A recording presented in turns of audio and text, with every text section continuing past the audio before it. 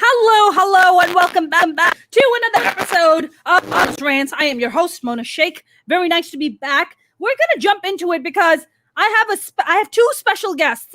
One is a returning guest, and one is a new guest. We are talking about border crisis, guys. This is a really big deal that's happening. In March alone, there has been an influx of 171,000 migrants that have showed up to the border and wanting to get into the country, get asylum, and live their lives and be in a safe, productive environment, I guess. And Biden administration is really concerned and really worried. It's a big challenge for them. I think for the Biden administration right now, I think the three big challenges are getting everybody vaccinated, getting the economy back up on its feet, and the border crisis. So, to discuss this very big topic, we're going to talk about the border crisis today. I have my returning guest and also a very good friend who goes by the immigration professor, Robert Perkins. How are you? Hey, Mona. How are you? I'm so nice to see you.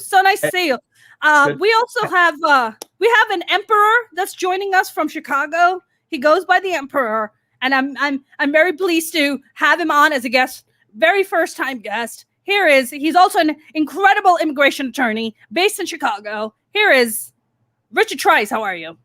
Well, I'm doing just fine. Thank you for having me on. Yes, thank you for being here. This is so great. So Robert tells me that you go by the Emperor. Are you the Emperor? Well, those are my liege.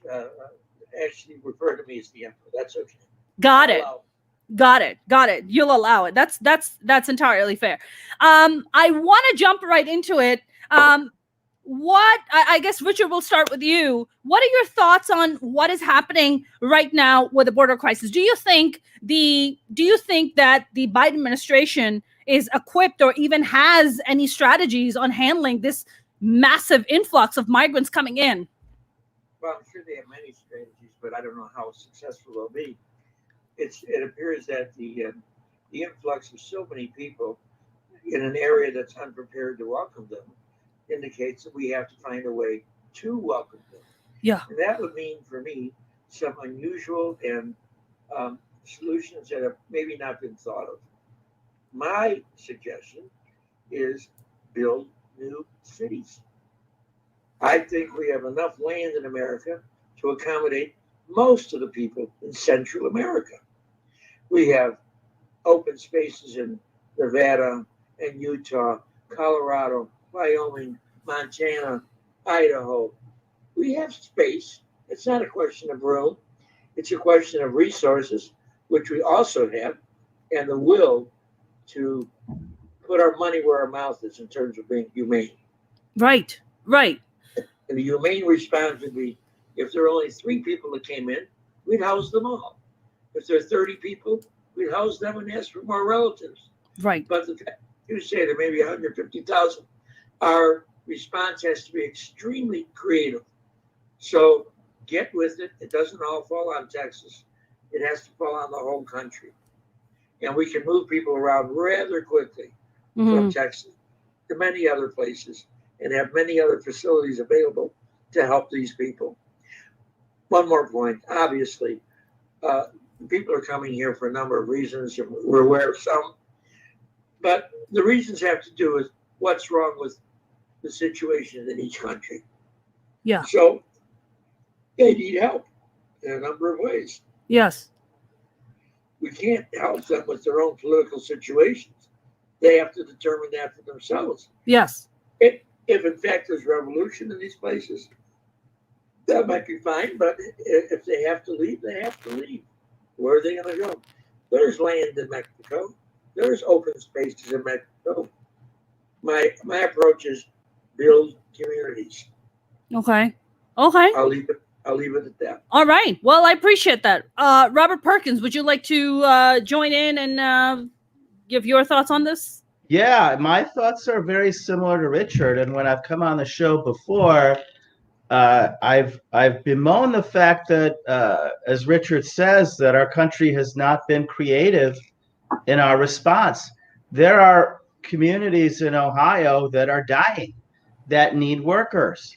as Richard said, there are open spaces in many places where people can be and provide support. So there needs to be a more dynamic and creative policy to accommodate people. These are people that are fleeing for their life. And, you know, I know that the administration is opening up a 90,000 square foot facility in Texas. That's a good start. It was basically caught unprepared because Trump basically just threw these people on the other side of the border in Mexico with no real plan. And I like what Richard implied by what he said. I'd be interested in him elaborating on this, which is maybe work with Mexico to accommodate some of the refugees there, some here, where they're needed. I think I was reading before the show some articles about Germany. I remember they had a refugee crisis about 5-6 years ago. Right. And Merkel welcomed the refugees. It was very controversial. And mixed results, have to say, but mostly positive. Yes. On the positive side, not definite, but I think with our country, we do have a lot of resource and open spaces. And I think that I agree with Richard that rebuilding some of the old communities would help the middle class a lot. We're on the verge, potentially, of a huge infrastructure plan. And we may not have our society, we haven't emphasized trades like building trades, things like that for many years.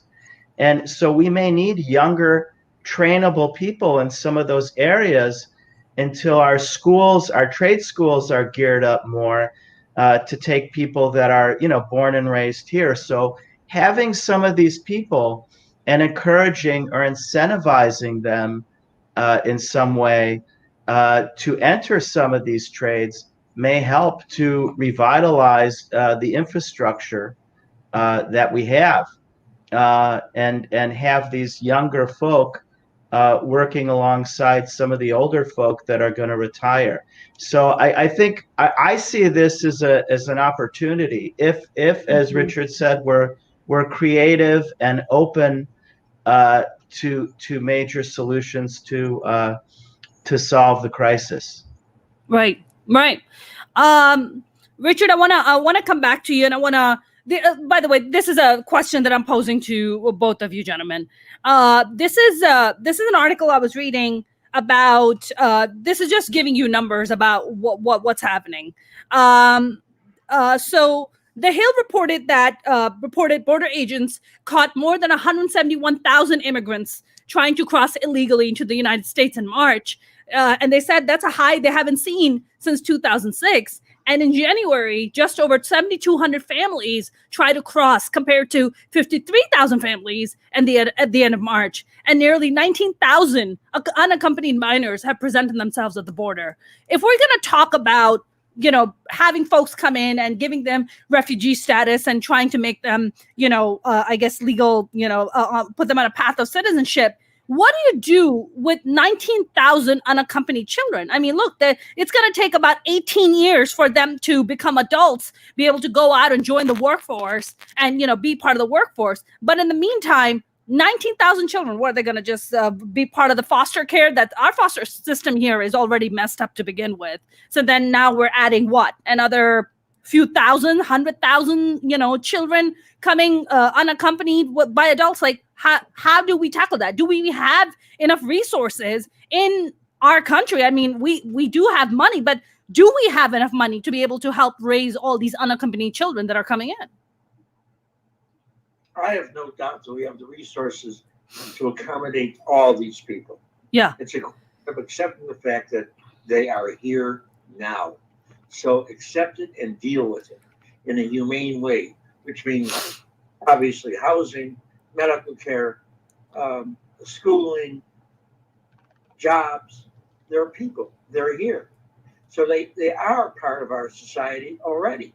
Yeah. So accept them, make new rules, open up asylum regulations, create new regulations, just accept them. It's an unusual situation, and we need unusual and very creative remedies to handle the lives of these people and make them productive in their own lives and in our society. I mean, You know, the borders, if I may, yes. the borders are there and they're artificial to begin with. There's no line in the sand.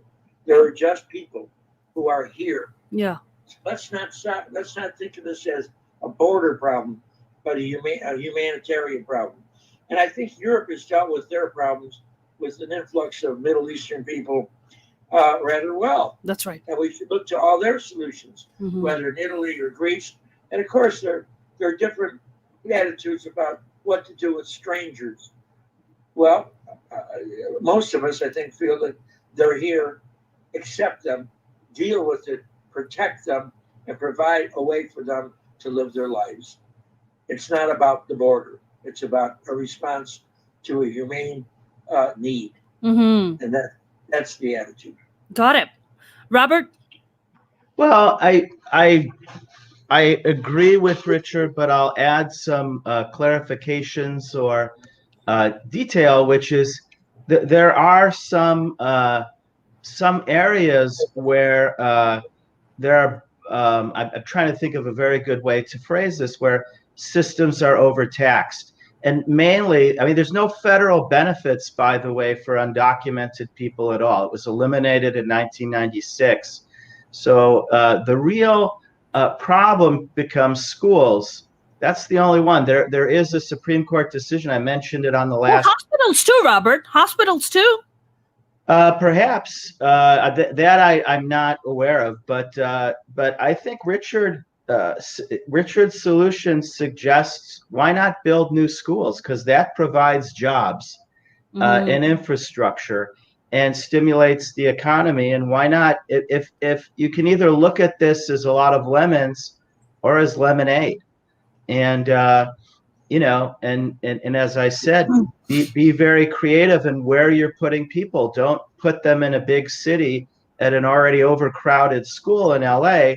Make some incentive to build a new school in South Dakota, or get people to an old school in Youngstown, Ohio, or some other place where the community needs a little more life, and maybe modernize that school and create some jobs. I think there's a lot of opportunity in this that I think is being missed by the panic of looking at this in a very short-term way. I still remember the movie Ice Age with Dennis Quaid, where, you know, the ice is all over North America and the Americans have to go into Mexico to settle, and it takes a long time before Mexico says, okay, well, you know, we'll accept you. And I think Richard is looking correctly at the broader scope of this. This is a humanitarian problem. Yeah. These are human beings fleeing bad situations. So I think the main thing is more dynamic and more flexibility from the government could really make what could be a very difficult situation into a big positive here in a lot of. It's not going to be bumpless by any means. Germany's wasn't, and there's some mixed results, but but overall positive. And I think we can take the good and try to eliminate the bad and come up with some of our own ways to help. Right. And individual states can have their own solutions and try to help in their own ways. It doesn't have to be completely falling upon the federal government having one solution. There may be needs in Montana, Idaho, Nebraska that would really suit having 10,000 people come in. We don't know. So I think states have to take a lot of responsibility and see what they can do to help. So can I just play devil's advocate for a moment? So you take 10,000 migrant workers from Central America or, you know, South America, wherever, and you place them in Montana, you place them in Utah, you place them in South Dakota. Yeah, I mean, isn't there a level of resentment? Isn't there a level of hate crimes? Isn't there a level of, I guess, I'm going to use the word resentment that comes from the communities that they're going to go and get settled in because they're the outsiders and they're the other. So there's also that. I mean, there was a situation in Tennessee where there were a bunch of Syrian refugees that were brought in and they were getting settled in Tennessee. And the communities were outraged. They were like, we don't want these people here. Get them the hell out of here. We don't want them here. We don't want them settling in here. And they made a big freaking stink about it. So I think in terms of I think in concept, it sounds really good, Richard and Robert, and I agree with you. We have enough land in this country to be able to home, the refugees and the migrant workers that are coming in. However, there is this massive pushback and there's this massive resentment. And mind you, not just by, white Americans. I'm talking about even other minority communities that have been settled and have established. I was talking to this Persian guy, right? This community tends to do very well in the United States and Los Angeles. And I could, this is a resentment that I was constantly hearing from him and from other people, who are also minorities, that why can't they come in legally? Why can't they do the things the right way that you and I, and Robert, I know that you and I have discussed this in the past, but there is a level of resentment. So what do you say about that? Well, they're just being selfish because they come here for freedom and they come here because of a good life. And the first thing they want to do, the people you're referring to, is close the door behind them. Well, too bad. You came here and the door was open to you, and your job now is to keep the door open for others. That's part of the responsibility of being part of the American culture. You have to extend whatever it is you make and earn in your life to others. And these others may not be people that you invite necessarily, but that's the way of life in America. Yeah. Yep. I don't care what they say. We will push back against them the same way. You don't like it? Too bad. You have to learn to live with it. Right. It's the same thing with whites and blacks coming into their neighborhoods and ruining the neighborhoods and coming into their schools, and they don't want it and they resist it. Well, too bad. Those days are over. It's a world of very mobile people and people needing to live in many new ways, many new cultures. And our country is one that generally opens their arms. And if we don't, we'll be like Putin's Russia. Right. Robert? I can't beat that. I feel that was very, very, very well said. I do feel that as a separate issue, there does need to be reparations and other very creative remedies for African Americans and what's happened to them and the way they were brought over in their community. I think that's a separate issue, and there needs to be some real concrete actions beyond the Great Society by Lyndon Johnson. And I'm hoping that we're seeing a little bit of that now, at least in the policing context. We're seeing a movement, and I'm hoping it leads to some great things for that community, because it's long overdue. As far as the others, Persians, whatever, how hypocritical for these people who themselves sought asylum and refuge, and how hypocritical. I give their opinions. I feel that's un-American. I agree with Richard that they have to learn as other. We've had this in America a long time. Irish need not apply for work.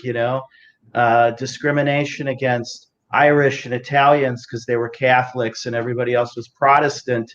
In 1920s and a little bit before that.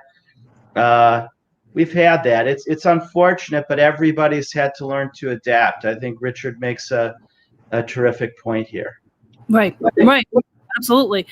I wanted to actually have this conversation about at what point, at what number does American immigration say, okay, so like for say stop? Like for instance, right now, according to The Hill, this article that I was reading, they're talking about that the capacity of the shelters, of the refugee shelters, are filled at 103%. This is according to the, according to Biden.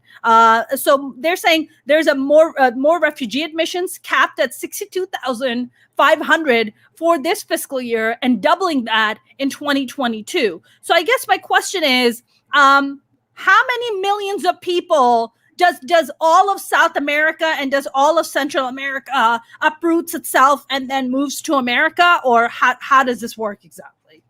Well, that's a grandiose idea of what's really going on. You mentioned 160,000 people. 171,000. Small numbers, really, compared to what's really going on in America. All of South America and all of Central America are not coming here. Certain people are. And if they don't get their act together with their governments and their economies down there, yeah, more and more people will come here.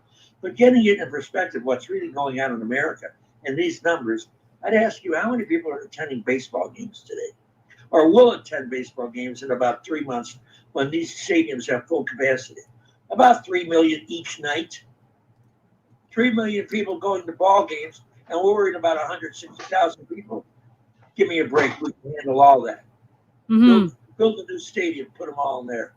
We have room, we have resources, we have money. We could deal with all this. It's just that we are cheap and selfish and not willing to take the risk of doing the right thing, which is take care of these people. Obviously, they're here because they have to be. Right. Their choices are not really theirs. They're really living life-threatening situations. Right. And they should be welcome here, and we should put up the money. Right. All the states should do that. Or I would put a tax on going to baseball games. If you go to baseball games, it costs you $200 extra. And that's for facilities for migrants.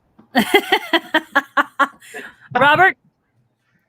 I don't have much to add to that. I think, we had the whole recovery stimulus package under Obama, and people were panicky and we're spending too much money. Nope. We had the whole bailout of the auto industry. Why are we doing that? We're giving them too much money. Paid back. Nope, no problem. There's all this panic about this, and none of it has ever really come to pass where we've had a crisis. And in fact, when we've done these things, good things have resulted from it. Yeah, Richard, you wanted to chime in? I'm sorry I interrupted there. No. I'm just saying, basically, we have we're stingy and we're selfish. When you mention the auto industry and the bailout and everything else, of course, there's an end to this that we can see that might be very productive and might be very good for us. We don't know what the end is going to be. It may not be for us. It may be just for these people. And that really should be in our hearts of gold enough. The fact that we've saved these people, given them the opportunity for better lives, saved these children, and given so much, that should be the blessing in and of itself. Mm-hmm. And we shouldn't be looking for what it does for us. Mm-hmm. It's a giving. When we went to war in World War II, thousands of people lost their lives on Normandy beaches trying to save the rest of humanity for freedom and willing to give their lives for others. That's what that was about. Yeah. Yeah. Whether it was 80, 90, 100 years ago. Yes. Where's our spirit of humanity that lets us do the right thing for the right reasons and don't worry about what's in it for us? When a soldier was on Normandy Beach with bullets flying everywhere, yes, what were they thinking? What am I going to get out of this? Yeah, maybe if I can get out of this and literally get out of this, that would be great. Right. But why are they there? They're serving their country. They're serving their country. Humanity all over the world. Right. So what's our spirit of who we really are as Americans? Right. Where's the selfishness that we're always worried about? We can't take them here, can't take them there. We have so much. It's a burden to have so much. Right. Well, start giving. That's my point. Right. Look at the. I'm a California guy now. look at the good karma. I'll talk about karma. Look at good karma that came from all those sacrifices, all the Marshall Plan, the sacrifices of the soldiers. I mean, America was, the karma was that we were seen as, oh my God, America's wonderful place, such a positive energy worldwide, and for many, many, many years. And nobody went into it, as Richard said, with the idea it's going to get something for us. We went into it because that's what we believe, and it was the right and humane thing to do morally. Yeah. And that's important, regardless of whether it's going to be beneficial. I mean, I think it probably will be, but regardless, it's the right thing to do. Right. So why not do it? I want to bring in a comment here by the lovely James. One thing I would add regarding these cities is that we keep the corporations with their big box stores out. Let these cities be the breeding ground for small business entrepreneurs. And then he said, another thing I would consider is opening these cities up to all Americans. Refugee-only cities would only encourage the xenophobes in the country to object to this. Agreed. Yeah, no, I don't think we were implying that they would only be. I think, maybe to get started, to relocate people to some areas that make sense. You'd have to get urban planners involved and look at the logistics of how cities operate together in tandem and a lot of things. But again, that creates a lot of jobs and opportunity for a lot of what we call American ingenuity and smarts. Let's open that part of ourselves up again. Yeah. Years ago, we gave away acres of land and money for people to settle. Well, let's do the same. Right. I mean, we are what? The American population is what? A little over 330 million right now as we speak, right? I mean, right. I mean, I don't know if you guys know this, but I heard that the New York State, the state itself, is actually bigger than all of Pakistan, which is where I'm from. So that's fascinating to me because I'm like, holy shit, they pack a lot of people in Pakistan. I mean, New York State is massive, and then there's so much land in New York State that's not even, like a lot of people don't even live there. It's just empty land that's, I guess, sitting there. So I can't even imagine what Dakota and Utah and the Dakotas Alaska. Alaska's massive, right? A lot of ice, a lot of fishing going on there. So it's not about land. It's really about jobs and food and schools and healthcare. Yes. As you say. So this is a time to start rebuilding. Right. Rebuild America to accommodate immigrants and others. Yes. We have to look at as part why of the infrastructure. Yes. More. Yeah. I mean, what are your thoughts for both of you? Arizona a few years back was having this massive problem where they were having a lot of immigrants, I guess illegal immigrants coming over the border, having babies in Arizona hospitals and not being able to pay the bills. That they're like, we had a kid, and and we're just gonna walk away. We're not paying any bills. And a lot of the Arizona hospitals were going bankrupt because they weren't, they don't know where to go and collect the money from because these folks were not legally here. So how does one tackle that kind of an issue if you have, I guess illegal immigrants coming in here and they're pregnant and they're giving birth here and then not, I guess, picking up the tab on their hospital? Who picks up the tab on that? Like, how does that work? How it works in any state situation where you can't fund what's being needed by the people, and you don't have the resources available, but the resources are there. There's enough wealth in this country to handle all of this. If there weren't, that'd be a different story. If this were a depression situation that covered 90% of the people and 90% of the wealth in America, that's different. It's not the case. The money's there, the wealth is there, and it's a question of who do we get it from? Well, Bernie Sanders says, go to the top 4%. Let's have different income tax. States have different ways of raising money. and they have to do it when they run into a situation such as all the birth of all these migrant children. Mm-hmm. That's true. States, but they'll have to deal with it. But then why are the right? But the hospitals are saying, like, look, we're going out of business. Like, we can't sustain ourselves because the bills are not being paid. We're not getting compensated for this. So who's paying for this? The Arizonians are paying for it. Who's paying for it? The federal government's paying for it. No, all the people involved in that hospital that went through bankruptcy, be all the creditors and everybody else. Everybody, and it has to be spread around. The debt has to be spread around the entire society. That's all of our application. So you and I should be paying for illegal immigrants coming in and having children here. Absolutely, without a doubt. We can't pass it off to one particular group. We're all responsible. Okay, Robert? Well, what are the... I'm not aware of this issue. What are the numbers? Do you know the numbers? I don't know the numbers, but I can try to look up the article. But I wanted to kind of get your thoughts on that. I think my thoughts are I wonder about how high these numbers really are. I wonder why people would do that.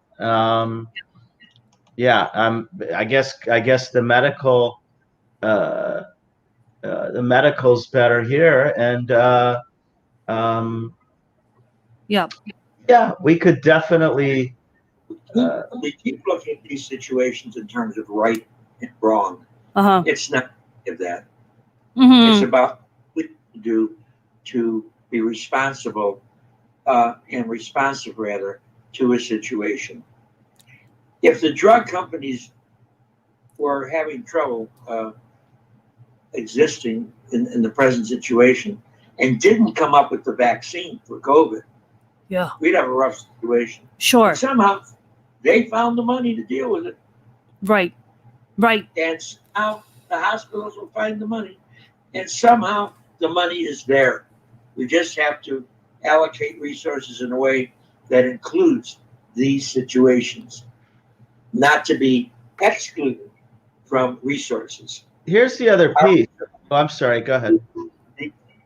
Pardon? Well, I just was wondering, the other piece of this is what's the getting to the source of the problem of people having kids here? I mean, a child cannot petition a parent until the child's 21 years old. So if a child's a citizen, I'm assuming that the reason people did this, because it sounds like a very small area, just Arizona, where it happened, and I don't want to minimize the impact, but may have been to get some better medical care. So it probably would be interesting to see if where these folks were coming from and why they needed the better medical care, and if some of this problem could be better handled financially, by working with the countries where they're coming from, and maybe that part of the solution, as well as working better here, as Richard said, and combining both of these solutions together. Right. You're exactly right. Dealing with the problem, that's number one. Yeah. But when it's at the hand, then that's what we're asking. That's what we're questioning and answering tonight. But dealing with the source, of course, we'd have better care for the women having children in their home countries. Yes, we want that. We'd like to have job security for everybody who comes from El Salvador, Nicaragua. Of course, we'd like to have that. And stable governments and no violence with the gangs. Yeah. But you have to take the situation as it is.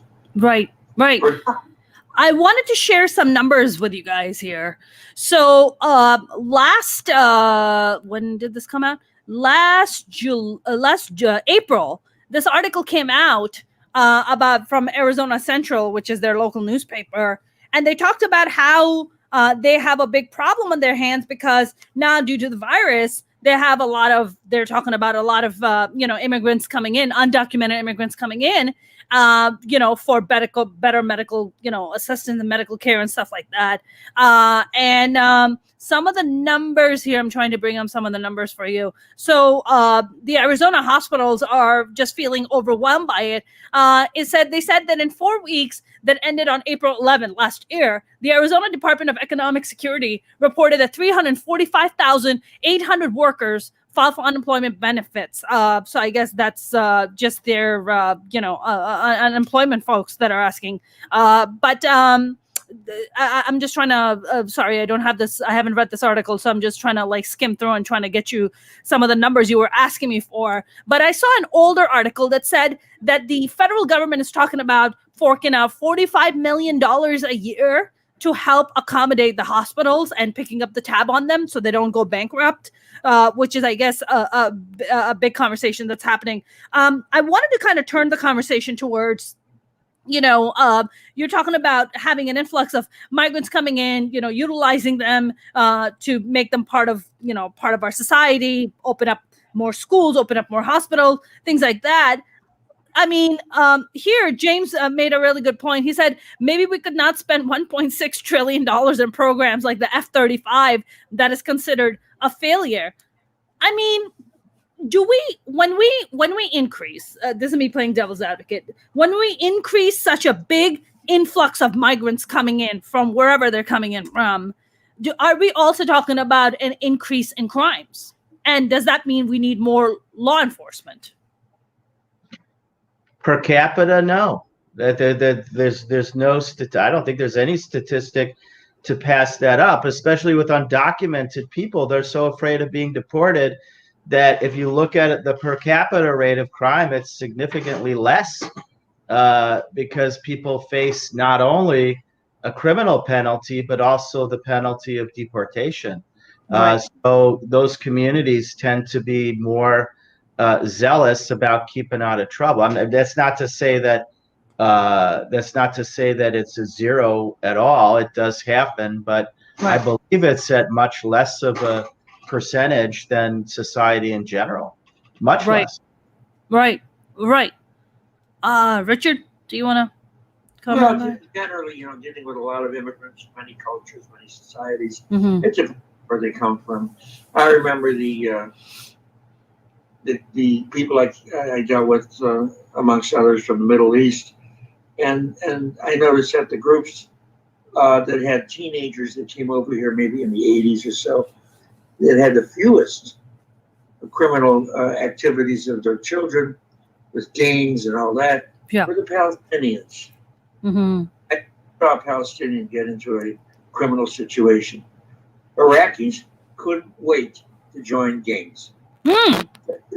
That's just how it was. Why? I have no clue. But it's all cultural as well. Sure. All an Iraqi kid who came here when he was 15 wanted to do was join the Latin Kings.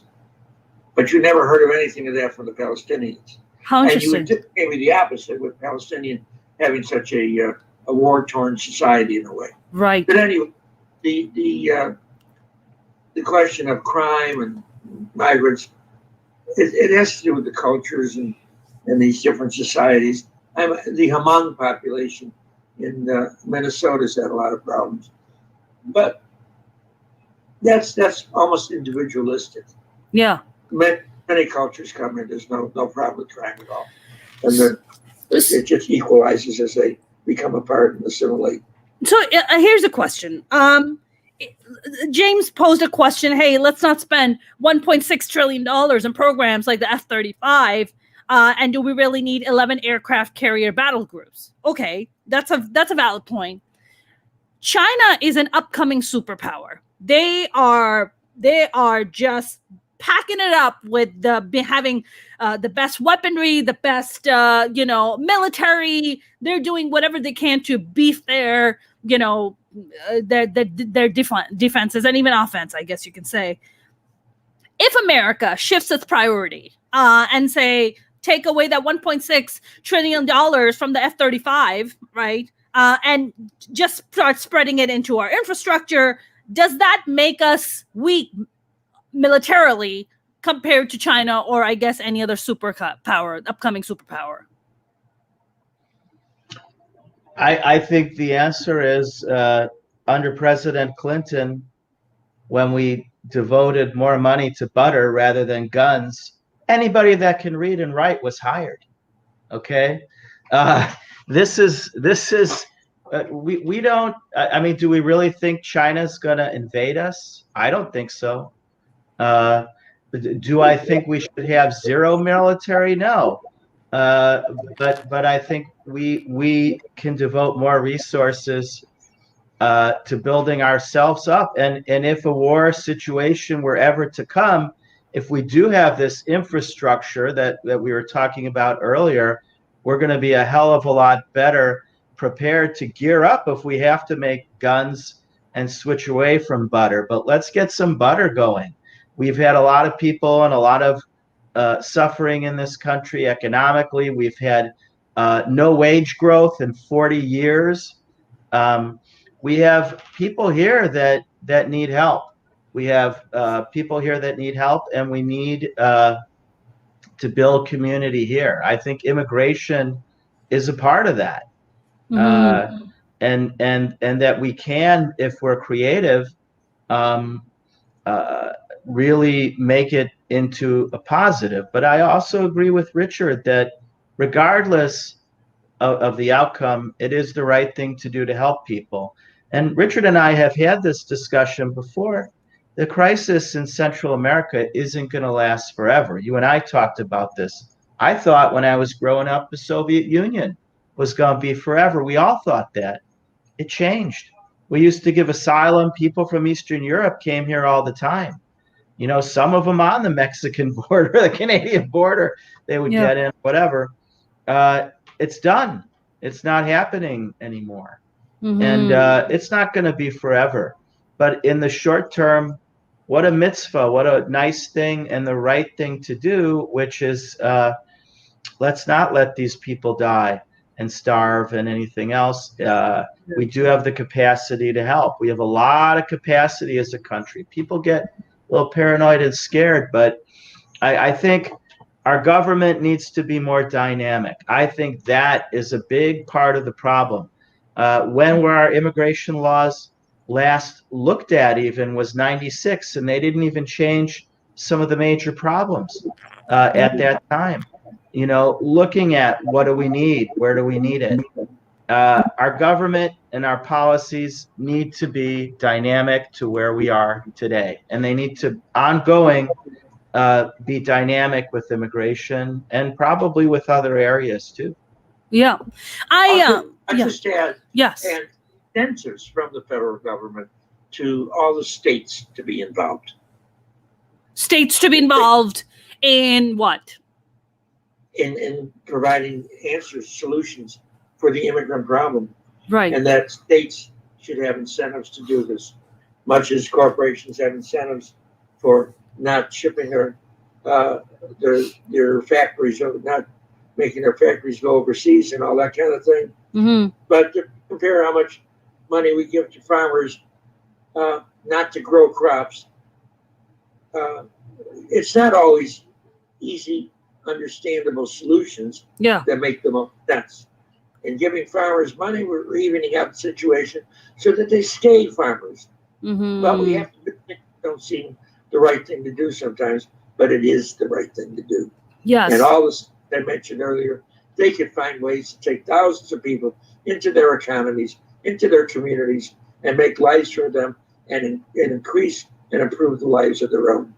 It's going to take some thinking, some willingness, and not thinking 1950 style. Right. You know, I guess I wanted to pose this question to both of you. And Robert, you brought up this point about helping people that are already here. And you said that immigrants and immigration can be a part of that solution. I guess, one thing that I hear from, I guess, communities that have been here for a while, like I'm talking about minority communities, and even, I guess, regular white folks, to be like, hey, we have a working class and we have a big homeless problem in California. We have a lot of problems that are plaguing the American citizen. and the government doesn't do much to help them out. Like, so shouldn't we be tackling our own problems first before we bring in, undocumented people to come in here and start giving them, start helping them out and start giving them out checks before we even help the American citizens that are already struggling and suffering? Well, we're not bringing them here. They're here. They're here. Well, letting them in, rather. Well, helping them. They're here. Yeah. And the idea is what extent we're willing to give of ourselves. That's all. And it's not a question of them or us, because we have enough resources for them and us. Then why are we struggling though? Like, why? We know why under the Trump administration, why everything was so bad, because he's a narcissistic sociopath. But now that we have the Biden administration in place, and thank God things are moving along and people are getting vaccinated and people are getting the stimulus checks and stuff. But we still, of course, I don't expect him to fix everything in the first 100 days. However, these problems have been plaguing our country for a while. This is not an overnight thing. Like, homelessness has become a massive problem in California. And I don't know how it is in the rest of the country, but it's a massive problem. But the states, the federal government, like on a state level, nobody seems to tackle the problem. Nobody seems to tackle the situation.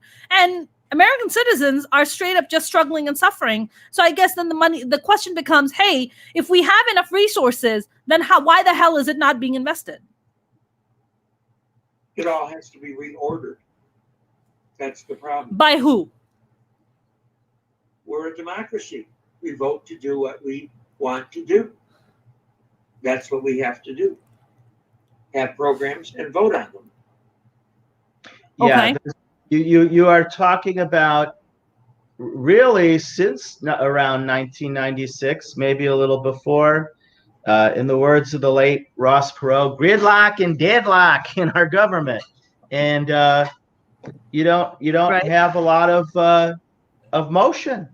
You don't have a lot of motion, and in my opinion, looking at recent American history, modern American history, we have whole progression of opening up the society, creating more equality, creating upwardly mobileness, and then you stop it under Reagan. And part of the homeless problem is Reagan cut out all the mental health support, especially when he was governor of California, all gone. And so you see a lot of these people on the street with very serious mental health problems. Mm-hmm. And then you see people, these mass shootings, and a lot of these folks that do them have serious mental health problems. So there's obviously a mental health crisis in America. Yeah. And that it also needs to be tackled. Right. But Robert, Reagan was a long time ago. Okay. Reagan was a very long time ago. Since then, the Democrats and the Republicans have had opportunities to help pass legislation that will tackle this situation. And yet it seems like neither side is coming to the table and being like, hey, we have a crisis on our hands among Americans, but they both just kind of keep passing the buck on to each other, and the issue just keeps getting worse. So who really cares about Americans then? I mean, it's power authority to do anything, and people of color do, but they don't have the power authority to do as much as they'd like to. That's a political problem to get things done. Yeah. Right. And now you have the way the Republican Party is, it just feels like the bipartisanship is just dead. Like they just say no to everything the Democrats have to say. When did females get the right to vote? Sorry? When did females get the right to vote? Less than 100 years ago. Taken a long time for things to get better for women. I mean, we're still talking about 70 cents to $1 for what a man makes. We don't even have equal rights amendment. That's correct. Yeah. So things take a lot of time in this life that we have, in this world that we live in. And then every so often, if they get so bad, we have revolutions. In France, in Russia, we have revolutions. Right. And if we get very bad here, we have one here too.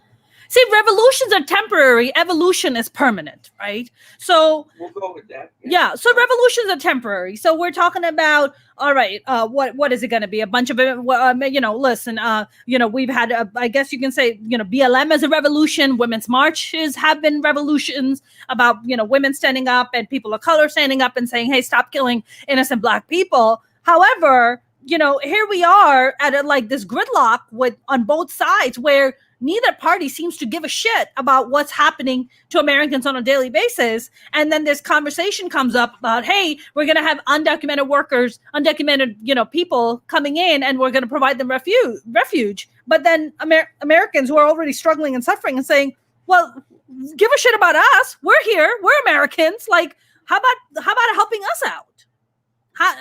So. Well, all those questions are part of America right now. And they'll be resolved piece by piece, and never in one fell swoop, and not by one political party.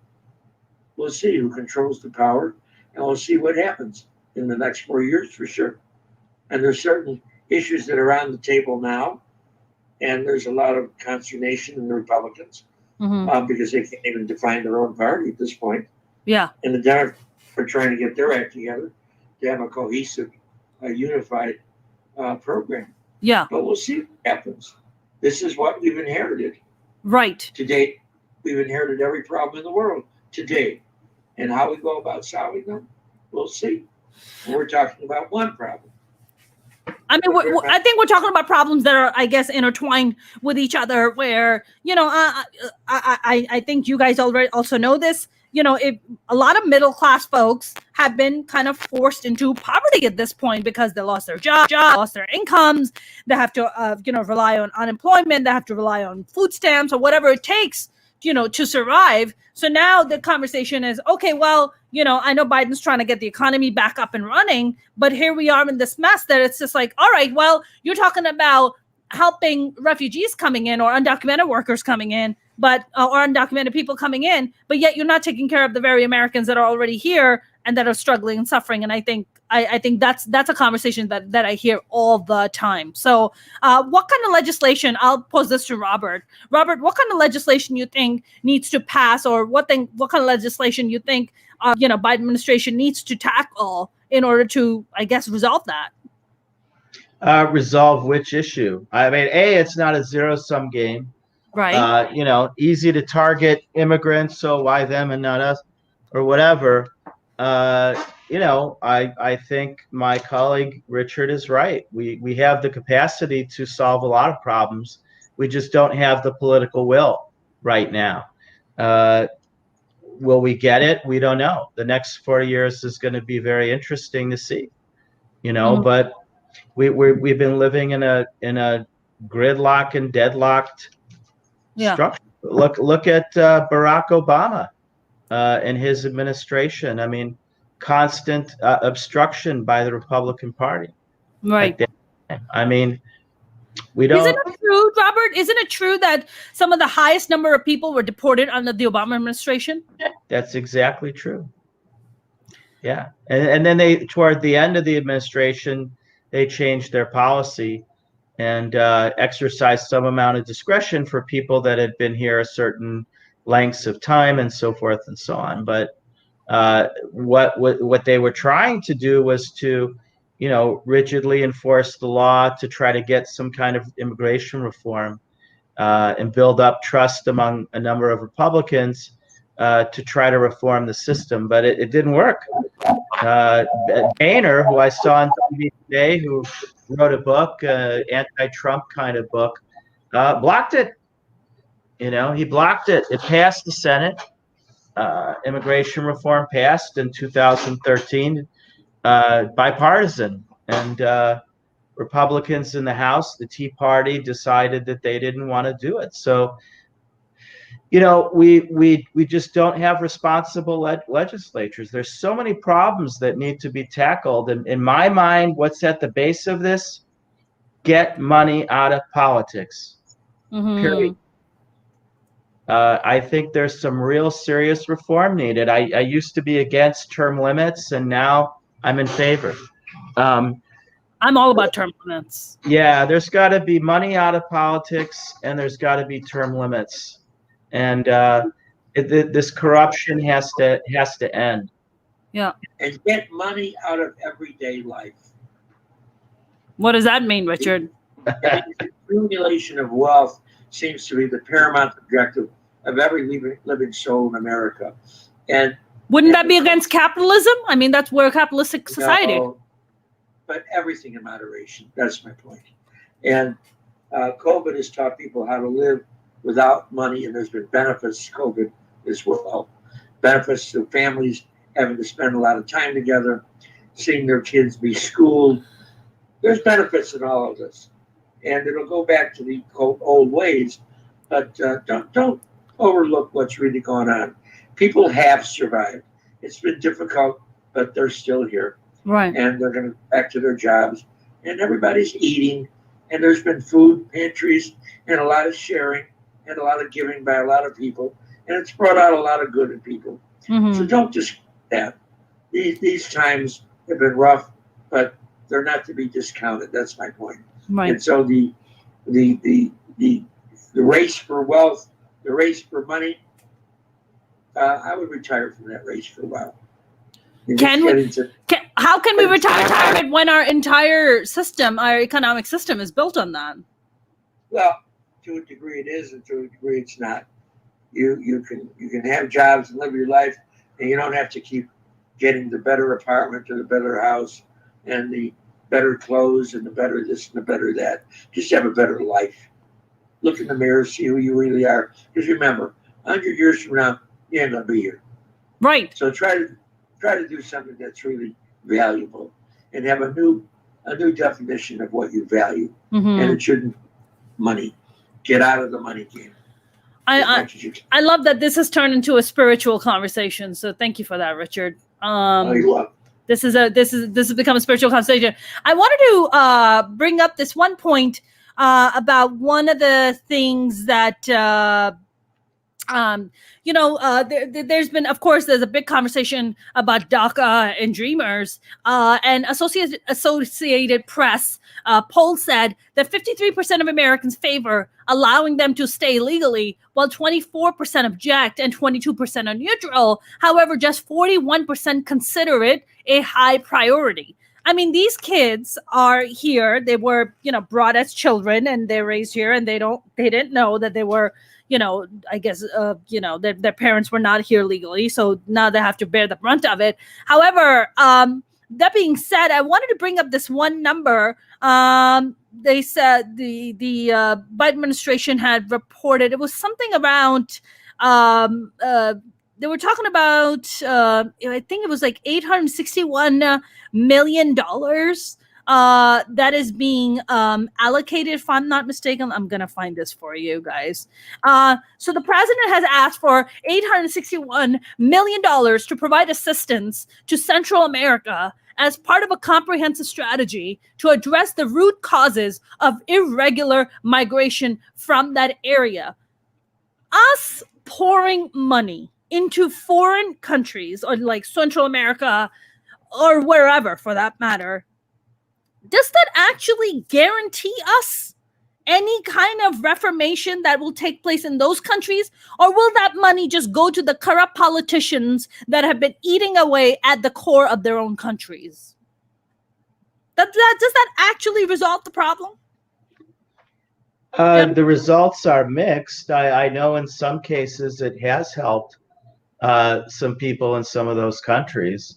There is certainly corruption. Which countries are you referring to that has helped? I have a vague recollection of reading about foreign aid in African countries and how much it's really helped there.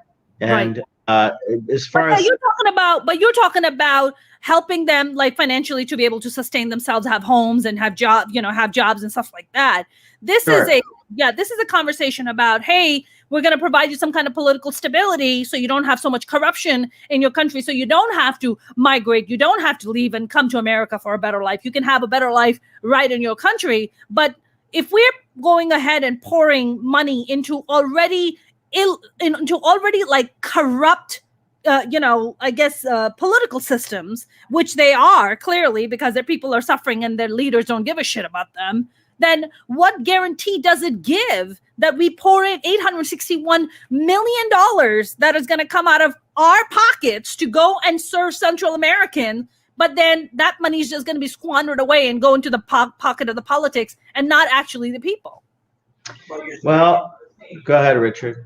Good idea. What was that? I said you're saying it yourself. It may not be a good idea. I'm saying it may not be a good idea, but how does one guarantee that? How does one guarantee that the money's actually going to go to the people? Because we already know that the politicians are corrupt as hell over there. Like, for instance, part of the relief package, they included $87 million to go to Pakistan to help the girls there. Now, just to put things in perspective, the Pakistani politicians are corrupt as hell, okay? They don't give a shit about their people. They take the money, they pocket it, they put it in the Switzerland bank accounts, wherever the hell they stash this money in. Just last week, the head of state, the prime minister of Pakistan, came out and said that the reason women get raped is because of the way they dress. Now, this is a head of state, okay? We gave $87 million to Pakistan, okay, to help the women there. But yet the head of state is coming out and saying that the reason women get raped in Pakistan, or anywhere else for that matter, is because of the way women dress. Now, how, pardon my French, how the fuck do you trust these people, right, to actually allocate the money and give it to their rightful people rather than pocketing it? So does it actually help? Or do we put sanctions on these assholes? How does this work? Well, if you were in charge of everything, we know what you would do. I know. Oh my God, Richard, you don't even understand what I would do. Goodness. Right. But, and obviously it's subject to a lot of criticism. Well-founded. Right. We agree. Yeah. Right. I mean, what guarantee is it? We give almost $1 billion away, and then the people are still, immigrating. People are still coming because their politicians are corrupt to begin with. So shouldn't this money also come with certain level of sanctions? Well, do we know how or what conditions are placed on it and what monitoring is done that it goes to the right places? In other words, the devil may be in the details here. I'm not saying there's not corruption or anything, but I'd love to know more details than what you're giving. Yeah. I mean, as far as the details go, I mean, look, this is the Biden administration making kind of a blanket statement saying, hey, we need to provide $861 million to provide assistance in Central America. I'm all for it. I'm not against it. Don't get me wrong. I guess my question is, it has to come with some level of monitoring, right? Yeah, I would think that it does. And I'd be curious to look up or find out how that works. Obviously, I would think the U.S. government, excuse my language, isn't stupid enough, we would hope, to not have some kind of monitoring or enforcement mechanism. And we would hope the U.S. government isn't stupid enough to say, hey, Mr. President, here's the check, put it in whatever account you want, we'll see you later. I would think that's not the case, but I would be curious as to the level of detail and monitoring that exists. I would think it's pretty good. I mean, the U.S. has been given foreign aid, since at least World War II, and one would think we'd be a little prudent about it. It's not within my wheelhouse to know what the mechanisms of monitoring that or channeling it to the right places are. And I'd be curious in another show, if somehow we could look it up, one of us to find that out. That's a good question to raise. Yeah. We're going to start wrapping up, gentlemen. Sure. Go ahead, Richard, please. So I have something to take care of at 9:30. Yes, of course. All right. Well, thank you very much for allowing me to be part of it. Absolutely. Thank you very much, Richard. Thank you for being here. You're still up. And Bob, we'll talk later. You got it, Your Majesty. Bye. Take care. Thank you, Richard. Sure. Here we go. All right. So, Robert, I wanted to actually talk to you real quick, and we're going to start wrapping up about this. What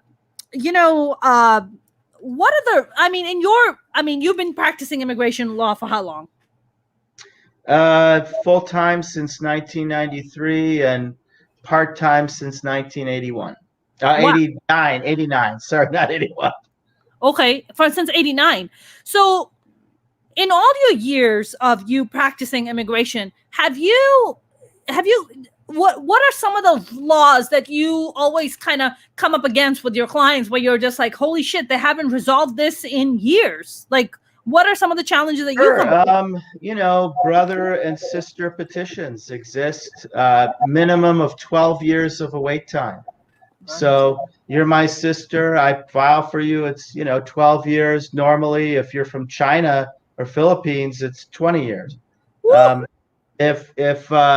If I'm your dad and I'm filing for you, it's another 7 years or 10 years, or depending on what country you're from. Doesn't matter if you have special skills, anything else. That's how long that petition takes. So these backlogs are tremendous. Right now, the biggest ones are companies. We've got some amazing brain power coming from China and India, Yes. especially in IT, statistics, math, and we can't keep them, or it's a real challenge to keep them because for India, for example, all the computer jocks, it's a 10-year wait. Company sponsors you for a green card. You're brilliant. You have a master's. Company needs you. You've been working for the company on a temporary visa. There's a 10-year wait to get a green card from India. Wasn't it 7 years before and now they changed it to 10? Is that what happened, Robert? 10 years right now. I think a little bit over that from India. Wow. These backlogs are just they're horrible. There's per country limits per year. I think there are about 20,000 in each category, and more people apply from certain countries like China or India. And so it's those I've always run into, and they're horrible problems. And they're at since the law has not changed, they're at a boiling point right now, where I get a client in from China or India wants a green card, and they're looking at these waits. It's terrible to look at this brilliant person who we want to feel less stressed to go out and invent the next internet or something, and be citizens, right? We want those people. They're going to be our job creators in 10 or 20 years, whatever, to feel free to go out and be entrepreneurial. A lot of immigrants are entrepreneurs, many of my clients. So that's a big wall. Also, another big wall is these unlawful presence bar, people falling out of status or being out of status. And I had an Irish guy came into my office in Chicago, ran a construction company with 100 employees, was illegal, had millions of dollars, couldn't help him. Should be able to help people like that. Actually, it's interesting. The Obama administration, about 6 months before President Obama left, there was a regulation passed that may have helped situations like that. And you'd think Trump, being a businessman, would have continued it, dropped immediately. There was a whole regulation to make it easier to invest and partner with American citizens for foreigners to create jobs. A lot easier to do that, and gone because of the xenophobia. Isn't it $1 million that you need to invest in order to be considered for a green card, Robert? For a green card, and then there's another investor visa called an E2, which you can renew indefinitely as long as your business exists. Investment can be as little as 50 or 100,000, but that visa is for countries that have signed a treaty with the US. I mean, there are many that have, but some that haven't. So it's this would have allowed a lot greater flexibility. That visa is also kind of limited in that the foreign investor has to have majority stake and everything else. It's too bad. It's interesting and sad that that Trump cut that out. It's very pro entrepreneur and pro job creation. But in any of it would have provided a parole situation. I think you had to invest, I want to say about 350,000. So even if the country didn't have a treaty or whatever, even if you weren't majority, I mean, it was a lot looser and nicer. I don't remember the details, but it went by the wayside. Those have been some obstacles where you're just like, horrible. There's other ones too. The 1996 immigration law was very draconian, and it eliminated a lot of discretion for immigration judges and officers to consider people that have been here for years and years, have citizen kids, have been here 20, 30 years, built their lives, had homes, businesses, whatever, from staying. And, some of these folks have been deported just for entering illegally, even though they may have been here 20, 30 years and had, kids here who are citizens and professionals and well established. And so that's been sad. For most of the time I've been practicing that 96 law. So, the limits, it's just sad. And I'm interested, my focus is immigration, but, the gridlock and deadlock has caused a lot of opportunity to go by the wayside. Certain visas have gotten much more difficult. In fact, foreign countries have complained to the U.S. For shutting off commerce and making visitor visas for business less available at times and much more restrictive. This is opportunity for our country. This is money flowing into the country. It's sad. It's very, very sad. And so those are some of the obstacles that I see. Robert, how long do you have to wait if you come from somewhere in Europe to get your immigration? Well, you have to have a basis to immigrate, right. No matter where you're from. Yeah. But the waiting periods for Europe, are better than India and China in a couple of the employment categories. Yeah. And some of the family ones too. So, just because you don't see you have these per country limits. Biden has actually proposed to eliminate those. So eliminate what? Eliminate the... what are the per country limits? They're called limits of green cards per year in different categories of immigration. So that Microsoft, who needs this PhD engineer guy who's developed a lot of cool stuff and wants to get him a green card, Microsoft can do it, and the guy doesn't have to wait, or a woman does not have to wait 10 years. Mm-hmm. So because it sounds very like xenophobic, right? It's built like, oh yeah, if you're Indian from China, you can wait 10 years. But hey, somebody from Italy or somebody from Norway or somebody from a Scandinavian nation, oh yeah, come on in, just 1 year wait, come on in. It wasn't the intention to be xenophobic. It's just a per country limit, and you just see more immigration from those countries at this time. Mm-hmm. So it's again a lack of flexibility and being dynamic to roll with the times. And right.